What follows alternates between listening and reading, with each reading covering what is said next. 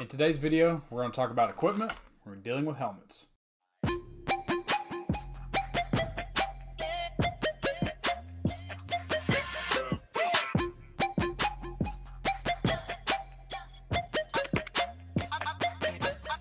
what's going on YouTube? Mr. Football here today. Today we're going to do a series of videos going to span over the next couple of weeks in dealing with football equipment and kind of talking about the different aspects of being an equipment manager and stuff like that. So primarily if you're at the youth or high school level, you're probably dealing with this as a coaching staff. Somebody is doing this. I've always done that. I've been doing it for nearly 6 years, kind of being over and in charge of equipment.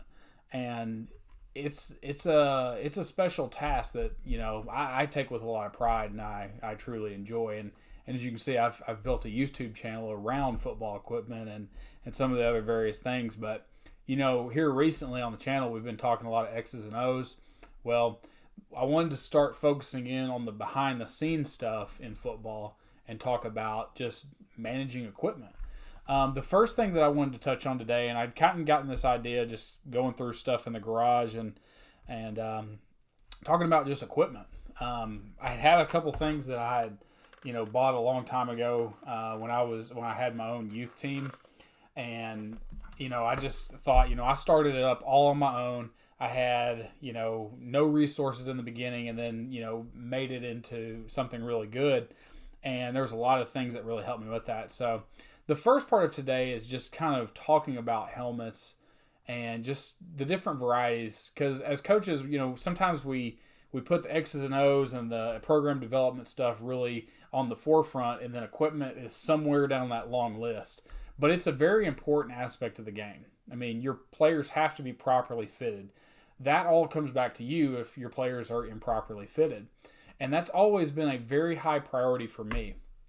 Personally, as a coach, when I started back in 2014 with my first job, I was a youth coach, and we did not have very acceptable equipment, and most of it was well over 10 years old, and a lot of it was just thrown in a shed and had dust all over it each year, and you just scrape the dust off and just go again.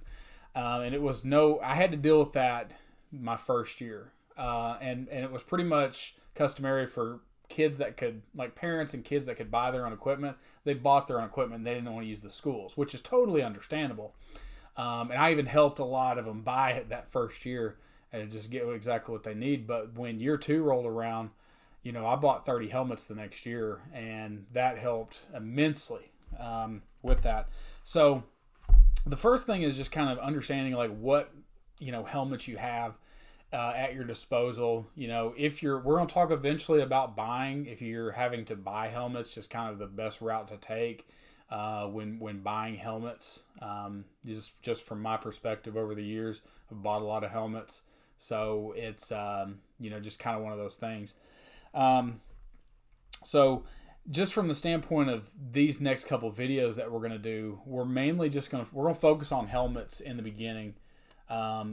And kind of just make this into just kind of a series of videos that we'll do over, the next couple of months, or weeks, depending on how long, I can keep these going. But I wanted to talk about helmets, and from the standpoint, like my next video that I'm going to do in this series is going to be, on what type of helmets do you actually have? Do you have Riddell youth helmets? Do you have, Schutt varsity helmets? Like talk about all of that and the aspects of going through that. So really that's all I really wanted to talk about in this video today, is just kind of introducing you guys to the concept of, all right, you've been dealt with issuing equipment. What are the steps that you need to take to make sure that you have a good successful way of checking out equipment, whether that's equipment that they're going to keep in their locker, potentially if you're a youth team and checking it out, like the kids have to keep that stuff, and maybe just some like rules of thought on a lot of that stuff, and really take this into a lot of different ways. I know I have a lot of people on my channel that watch my videos for the football equipment, and a lot of it's players and parents sometimes, especially for like this kind of stuff. So I'm hoping to help anybody that's in this realm as football coaches, sometimes we have to deal with this ourselves. I've always enjoyed the equipment side. It's a headache. Like, don't get me wrong, but like a head coach shouldn't have to, delegate, with the equipment. There should always be somebody to take that role, and so that's one of the roles that I have is issuing equipment, making sure our players are properly fitted, and that is another video topic that we need to get into as well on properly fitting. So that's kind of the rundown, just kind of a quick rundown of this, next couple of videos that we're going to do in this series, and just kind of talking about.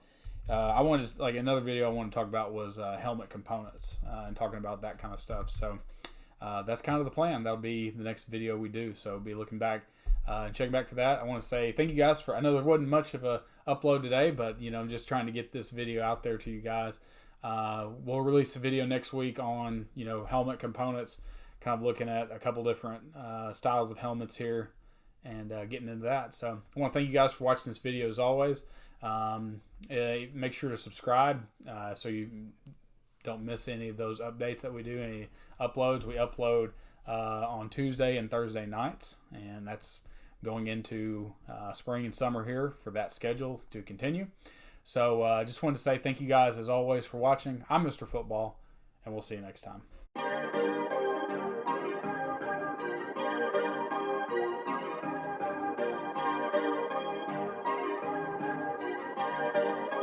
Perfect.